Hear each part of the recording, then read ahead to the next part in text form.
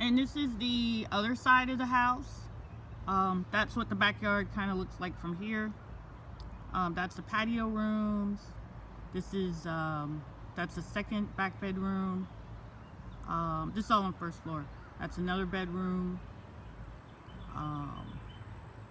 Lots of trees. There's a pecan tree, and we got it all cleaned up around here. As you can see, it looks much better now, much cleaner.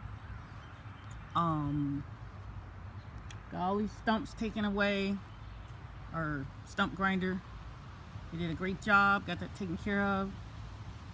And the yard guy, he got the magnolia tree cut back a bit, so the front's looking better. Got to get around to scraping and painting the shutters on the front of the house.